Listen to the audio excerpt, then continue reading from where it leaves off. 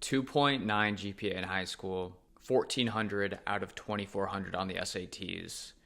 By definition, I was a dumbass in high school. And so what you have to think is, what are you judged on when you're in high school?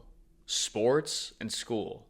But realistically, how many people that are actually playing sports in high school are going to make it to the pros? Not too many. So I don't think that sports really holds much of a weight compared to school. So really, if you think about it, your only metric of success is determined based on grades. At least that's what it felt like for me. And so because I was such a horrible student, year after year, I would get like my grades compared to other students in my classes. For context, I went to an old boys private Catholic high school. It was a really strict high school. We had 3 tiers of classes. There was CP, there was honors, and there was AP. And I was in all CP classes, which is basically like the generic entry level.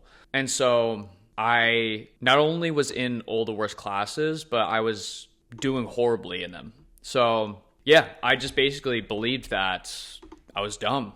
And I kind of bought that narrative that because I didn't get good grades, I did not have the capabilities to figure out how to make a lot of money. I didn't realize that until I got older, that I kind of carried that in my subconscious growing up, that because I got bad grades, I equated that to I could never be successful. I'm not enough. And so I'm realizing this now at 28, that this is a huge problem. And it's not something that you should really take lightly, because really how you perform in this world has nothing to do with your IQ. It's like what forms your subconscious and the confidence that you have. I know so many dumbasses that make so much money. And so that was something that really, for some reason, I really like held close to me, that, you know, if you were not getting good grades in school, like you never were going to amount to making any sort of money when you're older. I always was brainwashed into thinking this way,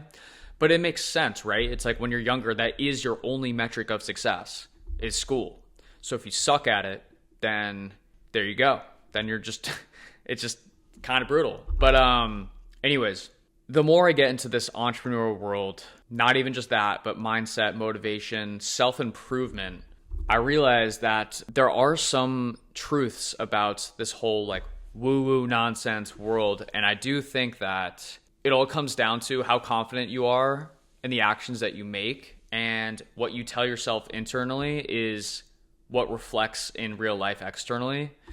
So I say that all to say that school molded my mind into believing, into tricking myself into thinking that I was not worthy of someone who could ever be successful. And it's crazy that I think back on it now, because I'm 28, but when you're in high school, you're like 14 to 18, like you're just a kid. So how on earth am I equating that to, like, I equated like my level of intelligence or like my drive was just going to stay the same from 18 to 28. Like that was a decade ago, literally 10 years ago. But I always hear, like, I've probably listened to thousands of hours of entrepreneurs talk about this. And it's like the difference between someone who makes 10K and 100K is genuinely like what they tell themselves in their head, and like how much they genuinely believe that they can do it. If you can't believe that you can do it, you're just not going to do it. And you're never going to know like what you're capable of until you actually try it. So like, for example, I got into UGC last October,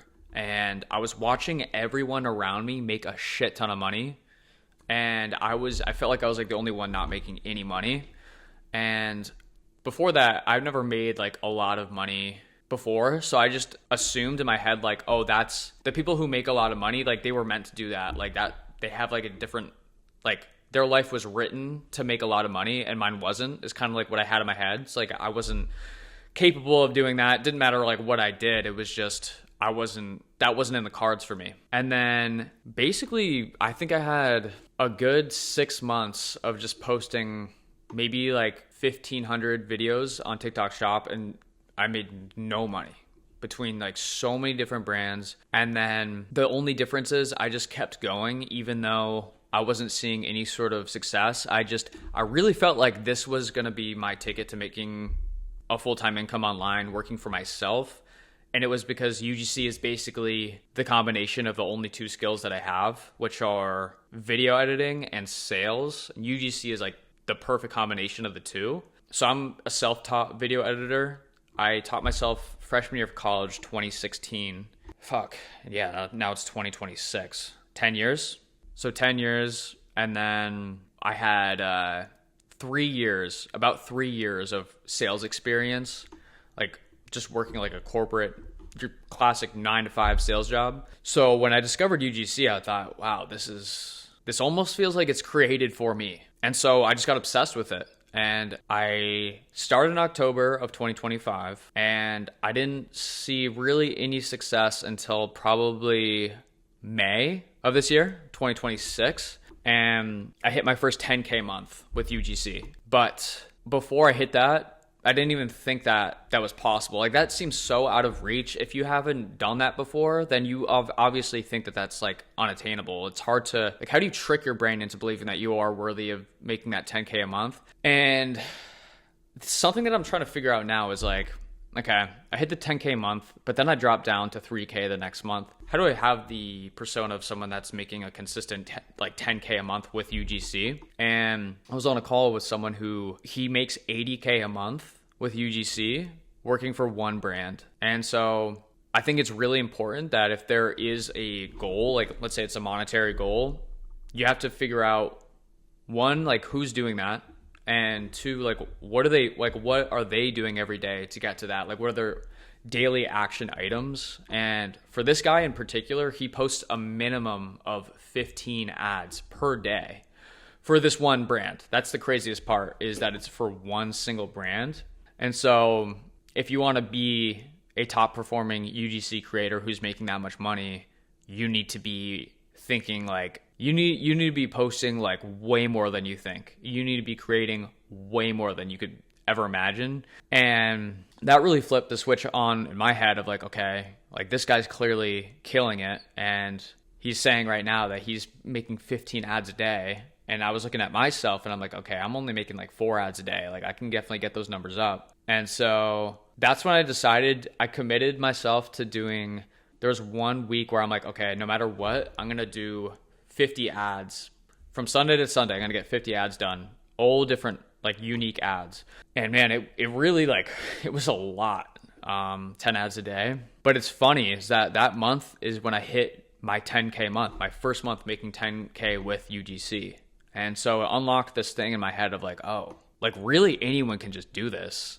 It's more so like, can you stack enough evidence that you are who you say you are? It's like that like classic Alex Hormozi. Like that's basically what I didn't realize it then, but that's basically what I was doing. I was stacking evidence that I am who I say I am. Like this is what someone who makes this much money does on a daily basis. They pump out this many ads. But on the actual topic of this video, I think that you have to be very careful with what you have in your subconscious and what you tell yourself on a daily basis, because it's so weird. Like I can't prove it.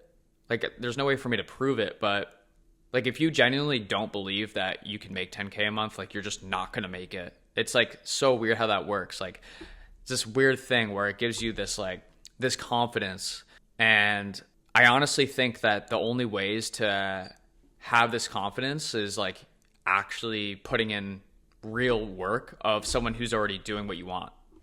So if someone's making consistent 10K a month with UGC, you have to look at what are their daily steps, what are their daily actions, and you need to do that. And yeah, it's just basically, I feel like every time I tried to make money, because I've tried making money online with so many different things, like drop shipping, flipping NFTs. Yeah, two different drop shipping stores, crypto. I just failed at everything. And I feel like for me, it was like, I always felt like an imposter doing it because I was like, well, I was dumbass in high school. I got horrible grades. So like, how am I going to figure out now to be successful and make a lot of money? It just didn't like make sense to me.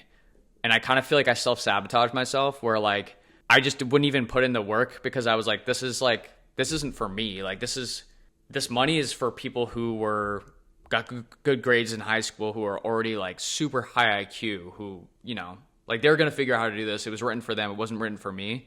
And I feel like it all comes down to like what you actually believe to be true. Like, do you actually believe that you're able to make that amount of money?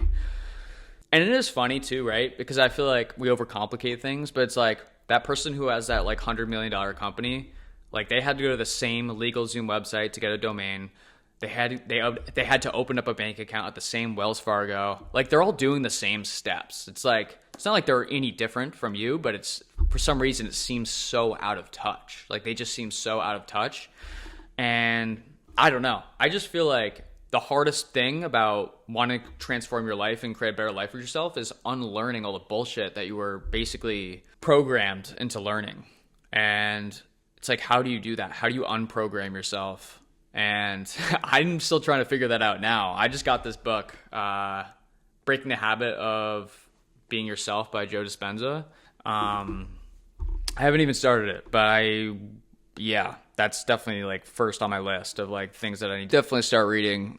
I've been reading a lot of like Eckhart Tolle, so doing like Power of Now, A New Earth, and those have been amazing. But I feel like now I'm getting to the point where it's like I need to actually believe that I can achieve these things and not just trick my mind. I need to actually believe it. Because if you just try to like pretend like you are someone who, is capable of making a lot of money, like that's not enough. Like you can't trick your brain. Like you need to have undeniable stack of proof that you deserve that and you are someone that is deserving of that. And, Alex Hormozy always talks about this. So it really is just putting in a disgusting number of inputs and trying to improve as well. Not just posting just to post, not just creating ads just to create ads, trying to improve on every single ad that you do. And something that I need to work on. But this is something that I wanted to touch on because I just find it interesting that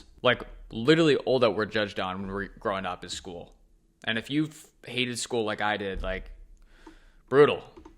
I don't miss school at all. And I'm realizing now, like the older I get, that I had it in my subconscious that like, oh, I always had this narrative in my head that I wasn't worthy enough of making this much money just solely based on how I performed in school, which is, it's insane too to think, now that I'm even saying it out loud, because it's like me at 17 is a lot different than me at 28. You know what I mean? And I feel like I was like a late bloomer. Like I feel like I didn't fully develop until like a year ago or 2 years ago. So it just feels like I'm a totally different person. But for me to just assume that that person that I was at 17 is the same person as me at 28 is just preposterous when I say it out loud.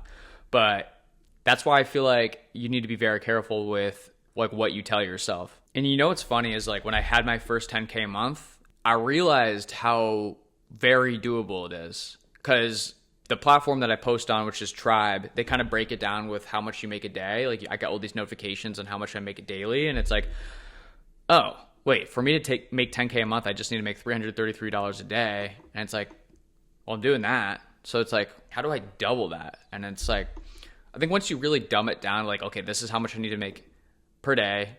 Like, what are the inputs? Like, what needs to get done in order to make this much per day?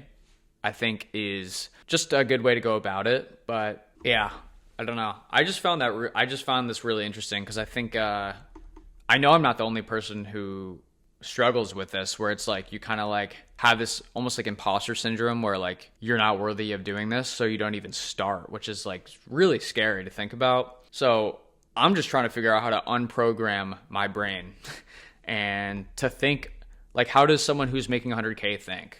Like that's really what it is, and that's something that I'm trying to work on now. But yeah, to sum this up, what are the actual action items you can do to unprogram your brain? I really think that it all comes down to, one, figuring out where to put your time into, because that's really hard, is like, where do you put your energy into? Because I got burnt by so many brands with UGC. I made so many ads for brands that they didn't even run, and then I just wasted so much time. So it's like, for me, with UGC, it's like, how do you find the right brand? I think there's a lot of different variables that go into play with finding what brand to work with. I think the team, does the product actually work? I think you need to see if you fit the customer avatar, the ICP. I mean, there's a lot of things that go into play with it. You can look them up on Facebook ads library and see if they have, multiple ads that are running right now, see how much motion they actually have and how much ad spend they're doing. There's a lot of different variables, but when you find the brand that's worth going all in on, I'm just talking about UGC, but this could be applied to anything. The business that's worth going all in on.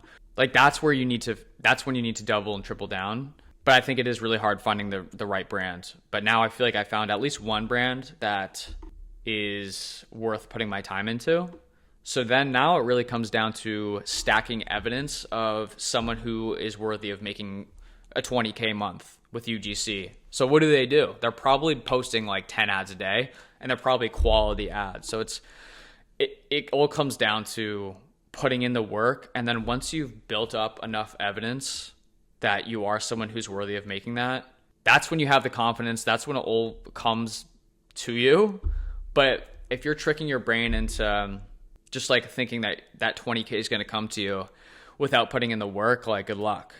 So yeah, I don't know.